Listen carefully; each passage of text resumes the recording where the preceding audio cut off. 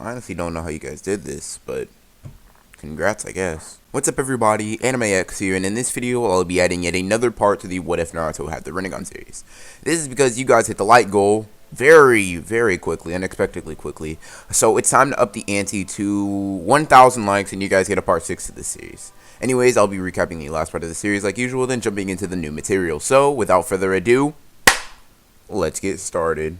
Now, in the last part of this What If, we see a glimpse of Jiraiya and Naruto training over the 1 month period before the final exams, and after that we see Naruto absolutely body Neji in their fight, and after that Konoha Crush was activated, and we ended in Gaara and Naruto fighting, and Naruto actually being able to pull off a win, just barely beating Gaara, so that's where we'll jump right back into the story. After the fight, Naruto starts to wake. After a few blinks to get his bearings and he clears his vision, he looks around and sees that he is in a hospital bed surrounded by curtains. After seeing this, he tries to get up, and as soon as he does, he coughs up some blood and feels a sharp pain in his chest. Naruto looks down to see that he is bleeding from his ribs, and Naruto is basically suffering from severe internal bleeding. He hasn't healed from it even after a couple hours, so he knows that the internal damage must have been very severe. He must be messed up inside. Yes, everyone is outside the curtain since he cannot move them out of the way himself, and he then hears Sakura respond, so Naruto just sighs to himself. Sakura then moves the curtains out of the way and goes in to hug Naruto, and upon contact, Naruto stays silent, but just one single tear falls down his face as the pain is overwhelming to him. He gently pushes Sakura off and motions towards his ribs. Sakura's eyes widen as she is aware that he's probably in excruciating pain, and her hugging him did not help that at all. She then starts tearing up, and Naruto just says that the hug didn't hurt that much, so it's fine. Sakura says that she isn't crying about that, but she's crying that if she was a decent ninja, she wouldn't have had Naruto had to sacrifice himself for her and Sasuke. Naruto just smiles kindly at Sakura as he brushes her hair gently and says that this isn't her anyway. There was no way a mere Genin should be able to move and outmaneuver an attack from a tailed beast like that. So he tells her not to scold herself too much. Naruto does say that she can stand to get stronger, but he does tell her not to beat herself up that much. Just focus on getting stronger, and that's in the past. Naruto then stands up out of bed in excruciating pain and gestures towards the outside, indicating that he wants to go outside. Sakura helps him out there, and while Naruto's on the verge of passing out, he summons the King of Hell, and Sakura freaks out as she sees this, but he does tell her to push him in. Sakura hesitates at first, but seeing Naruto like this makes her want to help in whatever way she possibly can, so she pushes him in, and the King of Hell seemingly eats Naruto. Sakura screams and starts trying to help Naruto until it spits him out good as new. Naruto starts running around just to test the limits of his injuries and basically decide that everything is all good. He notices Sakura has minor injury, so he pushes her there as well, so she can heal up too.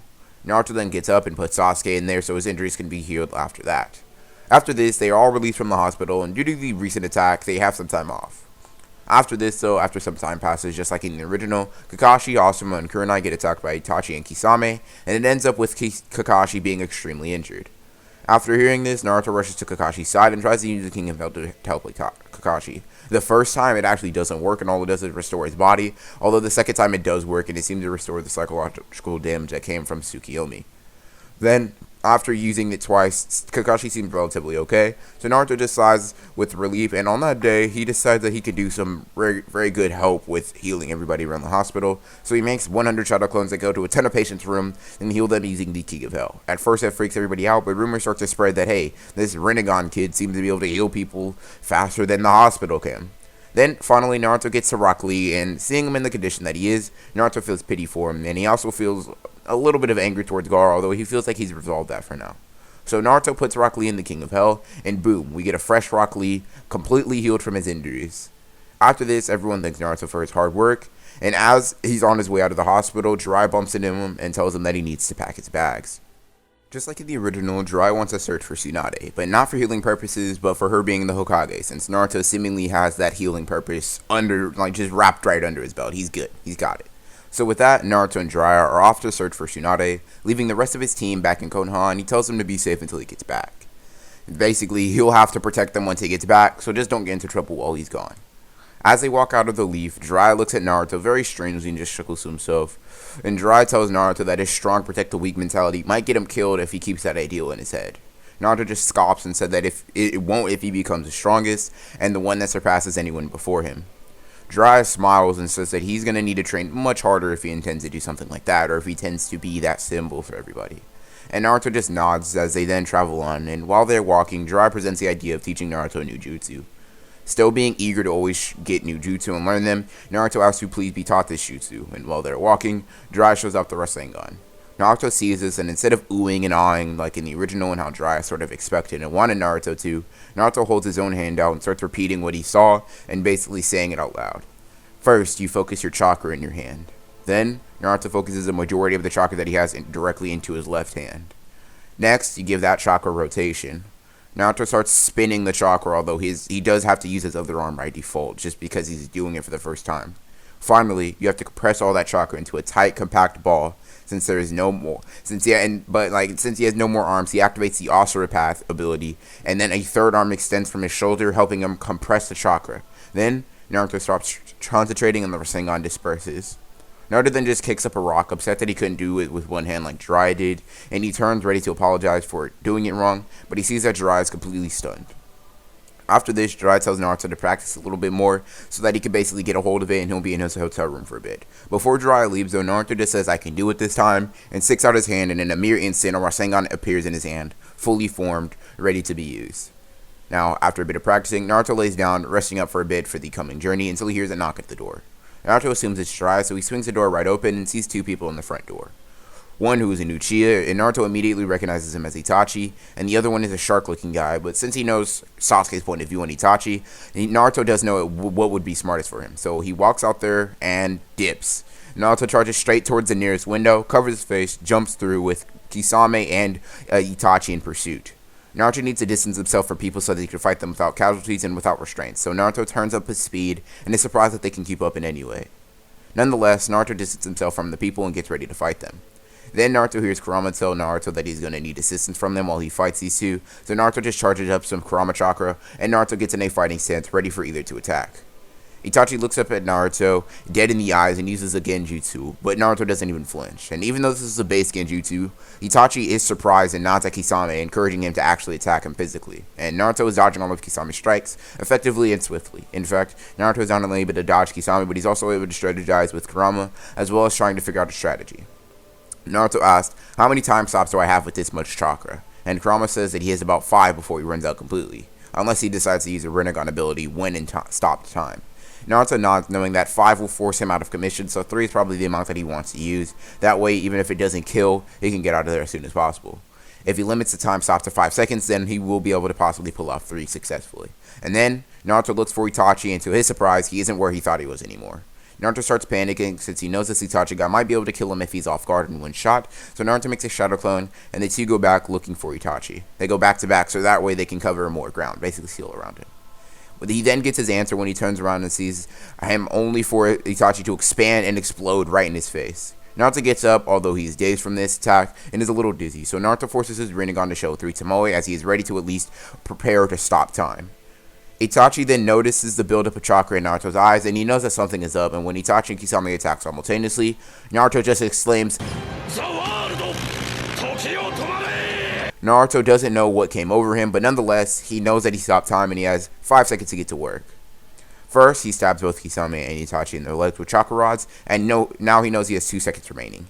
He then grabs Samehade, chucks it as far away from him as he can, and then time continues as he was about to shove a Rinnegan into him. Naruto then makes a Rinnegan and shoves it at Itachi, but since time has moved continuously and the Sharingan basically lets him see through this attack, Itachi knees Naruto in the stomach, kicks him away. But now, Itachi and Kisame are both crippled, but Naruto used another Rinnegan ability while in stop time, along with attempting to do the Rinnegan, where he essentially wiped all of his chakra away. Naruto does have enough chakra to summon something though, so he summons his bird and jumps on it and flies away, until Itachi decides to use Amaterasu, and it hits Naruto and the bird's summoning, sending them spiraling towards the ground. With a huge crash, Naruto hits the earth.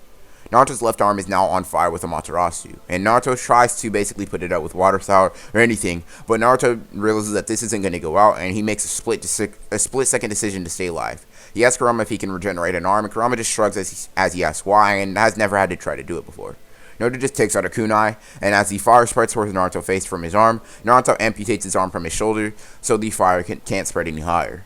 Naruto then covers his shoulder with his arm and tries not to scream as much as possible, as Naruto cannot make a noise, because if he does, he will be found and taken away. So Naruto covers his mouth and sneakily heads back towards the hotel, which he then finds Jiraiya on his way to where Naruto was, and Naruto runs up to Jiraiya, speaking incoherently from the pain. Jiraiya then sees Naruto excessively bleeding and sees that Naruto's left arm is completely gone. Naruto grabs Jiraiya's hand and apologizes as he takes half of Jiraiya's chakra. After that, Naruto summons the King of Hell and falls right in. Afterwards, Naruto's arm is healed, but he is completely out of chakra, and his arm still does seemingly hurt from that move. Jiraiya then goes to fight the two Akatsuki members, but when he gets there, they are no longer there. Jiraiya then looks at Naruto, who's completely exhausted, but has a sort of admiration for Naruto's guts and determination. Not many ninja would have been able to cut their arm off in a split-second decision like that, and probably would have ended up getting killed because of it. Then Jiraiya just picks Naruto up as he takes him somewhere else. Sasuke never hears about Itachi since there's no one that ended up telling him, Itachi was there while Kakashi was unconscious. Since Kakashi's already been healed, Sasuke does not hear about him. After a few days, Naruto wakes up and realizes that he's in yet another hotel, most likely in a different area. And he looks around and notices that Jiraiya is sitting next to him and watching over him. Naruto asks how long it's been, and Jiraiya just says that a couple of days have passed, which really surprises Naruto, who usually recovers from chakra exhaustion much quicker. Naruto is told to get ready and to head out by Jiraiya, and as soon as they head out to a restaurant to get some good food, they see that Tsunade is there, and they head over to talk. And the conversation goes similar to how it does in the original, and it ends up with Naruto and Tsunade getting angry at each other. Naruto being a little bit more level-headed than Tsunade this time, but he still wants to take this dispute outside. And as soon as they start fighting, Tsunade cracks the ground with her finger, and Naruto figures out the trick as he dodges and decides that he will be able to counter it. Although he does have to be careful, it can end up with him losing his arm again. So he rushes at her, and when Tsunade throws a punch, Naruto extends his hand to catch it. This seemingly happens in slow motion. While this is happening, Shizune is like, oh no, that kid's arm is gone. Tsunade just smiles thinking that she won. And Jiraiya just turns and had warned Naruto not to do that. But then, Naruto catches Tsunade's punch without much difficulty. And this floors everyone when this happens. Tsunade then throws another punch, which Naruto catches yet again. And then, Naruto jumps back, leaps back at Tsunade as she throws a real haymaker, but Naruto catches this attack as well. Jiraiya for a second thinks this is his brute force, and he's astonished, and Tsunade just asks how he's able to possibly do that. Naruto then goes on to explain. In your first attack, where you attack the ground with your finger, you cause a mini tremor. I use my eyes to see the trick behind it. You use chakra to enhance your abilities, right? Your punches. You use this as your primary form of fighting, from what I've seen, so I assume that you aren't strong without chakra. I then realized that if I absorb the chakra from your attack as you threw the punch, then I can effectively defuse the threat behind your fist, and everything just lined up with what I was thinking, so it all worked out. Naruto then just takes a bow, as a bet is a bet, and Tsunade lost her side, so she decides that she'll go with them to the Leaf Village, as she is partially interested in this Naruto kid now, as he was able to figure out such a complex ability within a matter of one attack. And that, everybody, is where I'm going to leave off part 5 to the What If Naruto had the Rinnegan series. If you guys enjoyed the video, make sure to hit the like button and show your support in the comment section down below.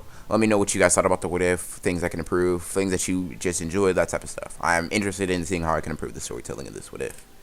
If you guys didn't enjoy, let me know, I guess, because apparently some of you guys hate these videos, and I actually want to know why. I'm just interested. Not necessarily going to change what you hate or dislike. I'm just really interested in knowing what you guys, your criticisms, whatever, right? Just so you guys know, if you guys do want a part 6, make sure to hit the like goal of 1,000 likes. Don't complain about it in the comments. I know you guys can do it, seemingly showing me that you've already done it on 3 other parts. So I know that you guys can hit 1,000 likes. It's rather easy for you guys, apparently. So, hope you guys enjoyed the video. And as always, guys, this is AnimeX, signing off.